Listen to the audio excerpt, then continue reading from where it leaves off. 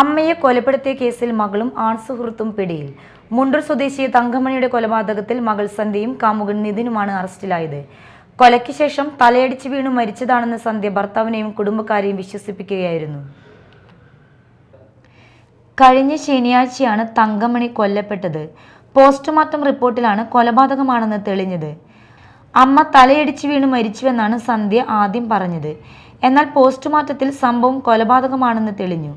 സന്ധ്യയും കാമുകനും അയൽവാസിയുമായ 27-കാരൻ നിതിനും ചേർന്നാണ് കൊല നടത്തിയത്. തങ്കമണിയെ തലയ്ക്കടിച്ചു കൊന്ന ശേഷം മൃതദേഹം രാത്രി പറമ്പിൽ കൊണ്ടിടുകയായിരുന്നു. തങ്കമണിയുടെ സ്വർണ്ണാഭരണം തട്ടിയെടുക്കുകയായിരുന്നു ഇവരുടെ ലക്ഷ്യം. തങ്കമണിയുടെ ഏക മകളാണ് സന്ധ്യ. ഇവർക്ക് ഭർത്താവും ഒരു മകനുമുണ്ട്. നിതിൻ അവിവാഹിതനാണ്. കൊലയ്ക്ക് ശേഷം തലയടിച്ചു വീണ് മരിച്ചതാണെന്ന് സന്ധ്യ ഭർത്താവിനെയും കുടുംബക്കാരെയും വിശ്വസിപ്പിക്കുകയായിരുന്നു. Media time, Thrissur.